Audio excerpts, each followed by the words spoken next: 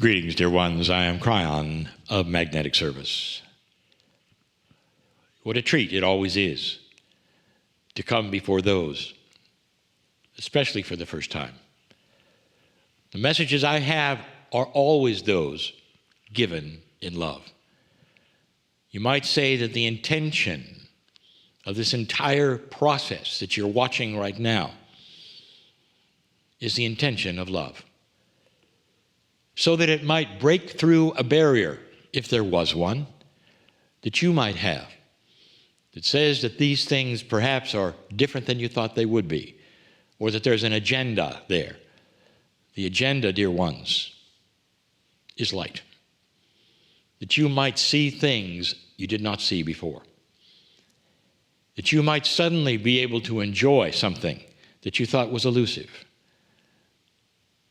Maybe the feeling of health, of well-being, of being joyful in your life, no matter what is happening.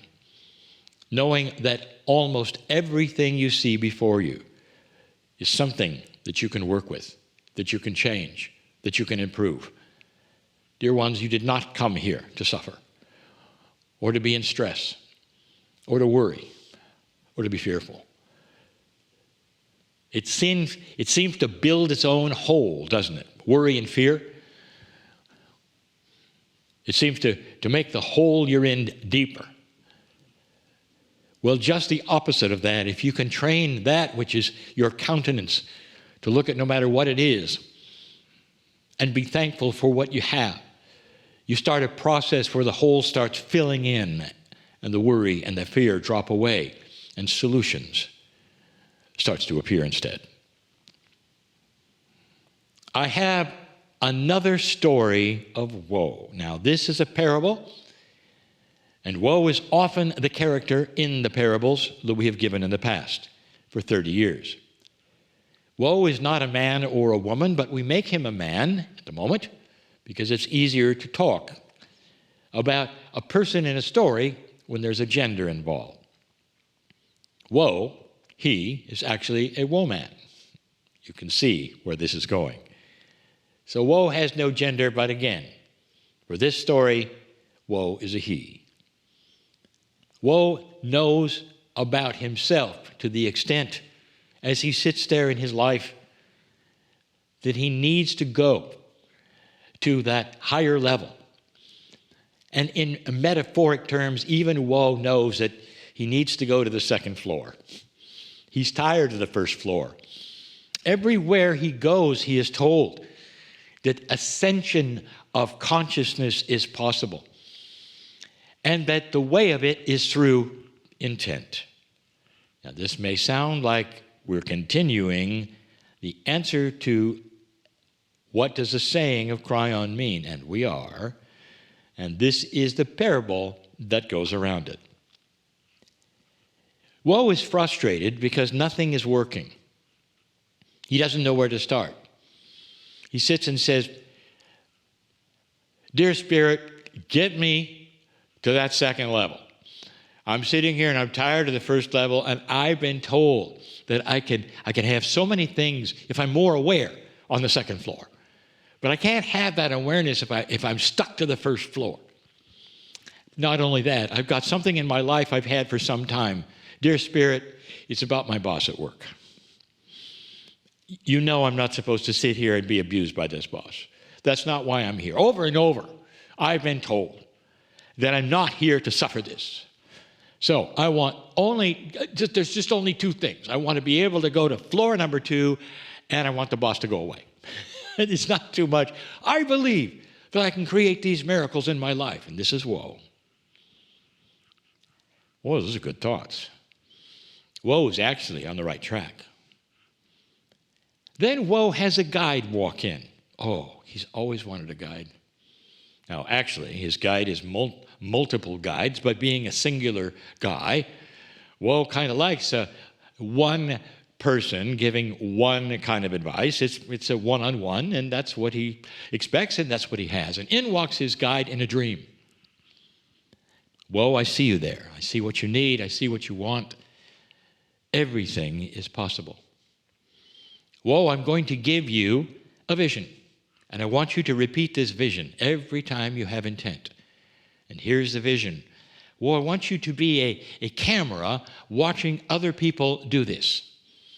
And in order to go to where you want to go, you've got to get on the elevator. Do you like it so far?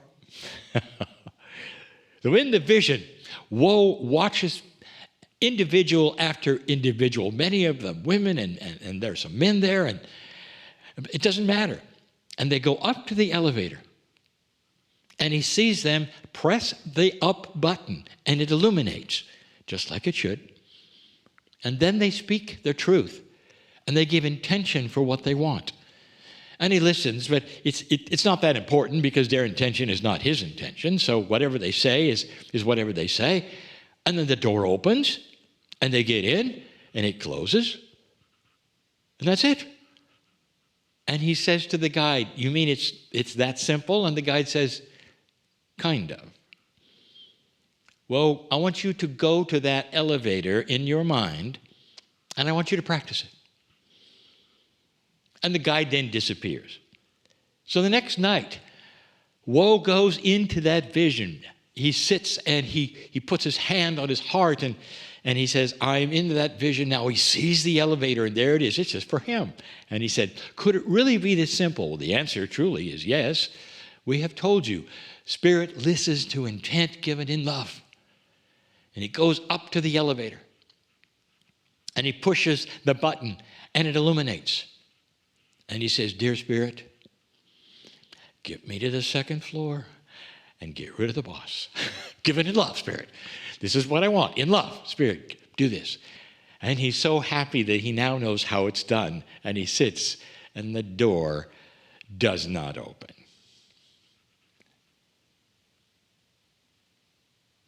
The light on the up button, it stays illuminated. But the door doesn't open. So, of course, he repeats it. Now, this is very common, dear ones. You do this all the time. Seeing, perhaps, that God didn't hear well. And so you have to repeat it. Well, maybe God wasn't listening. He was doing something else at the moment. Dear Spirit, get me to the second floor and please do something that would eliminate my boss. Thank you, Spirit, for I know this is going to happen. And the door doesn't open. Woe comes back from this vision. Of course he's disappointed. Was the guide wrong? Did I perhaps invent all of this? Was the guide a real thing, or was it just a dream and it was just me pretending I was getting advice? And of course that's what everyone seems to do with intuition. You doubt it. The guide comes back in the next night and says, Woe, did you do as I asked? And Woe says, of course I did. I went to the elevator, I pressed the button, the light illuminated, I asked for what I wanted, and nothing happened. And the guide said, well, Woe, did you really ask for what you wanted, or did you specify what you think you wanted? And Woe said, well, what's the difference? I need these things. I'm asking for these things. And the guy said, but you limited yourself, Woe. Think about it. What could you do, perhaps, to change how you ask it? It will get you the same thing or more. Try again, Woe. Woe thought about this for an entire day. He came home from work, having to suffer the boss again, and went into the vision again. There he was. There's the elevator. Went to the elevator, pressed the button. The light comes on. Now he's carefuler, more careful. And he says, Dear Spirit, get me to any floor that will work for me. Dear Spirit, about my boss, whatever is correct for me. Instantly, the door opened. And Woe got in. Whoa, he said. That was his name, Woe. The door shuts. He's in the elevator alone. And he noticed There were no buttons on the elevator, like you'd expect with many floors. There was only one button. His name was on it. Whoa. And he pressed it. He felt the ascension, the feeling of a lifting. And there he was, and it went, and it went, and it opened. And there was a bit of disappointment, because when it opened, it was the same floor. He got off on what he thought was floor 1. This is where he wanted to turn to his guide right now and say, what is this? I'm back on the same floor. What would his guide say to him? Well, perhaps you can invent something at this moment. Is it the same floor? When it looks the same, but the energy is different. I'll leave that to you. Woe realized immediately he was lighter, meaning he felt different. He felt more joyful on what was to come. He realized that whatever floor he had been taken to was something for his countenance, for his soul. It wasn't going to look different. There weren't going to be angels walking around. It was still floor 1, but a new woe. And then he went to work. When he got to work, there was a celebration happening. There was the boss. Oh, he's still here. Maybe it didn't work very well. But there was a celebration, something. Something was happening. Something was going on. When they saw Woe come in, everyone was joyful, and they said, "Congratulations to all of you." And Woe said, "What's going on?" And they said, "Well, it seems the boss has been promoted to the 2nd floor." And Woe, he was laughing and laughing. The floor that he was asking to go to is where the boss was going to. And in the process, Woe, you are now the boss of the 1st floor. Are you getting this, dear ones? Spirit knows what works for you. Spirit knows. You don't. You really don't. You're only making things up that you think will work. Dear Spirit, as I press this button, give me what I need. Don't specify what you think is the answer, because that limits everything. Instead, intent and in love, dear Spirit, I love you. I'm in love with myself enough to ask for all the things that are good in my life and the others around me to slowly evolve. And I'll get in the elevator and I won't complain that I didn't get exactly what I asked for. I got more. Whew. How about it? Are you okay being on floor 1, but having an ascension consciousness? Get used to it.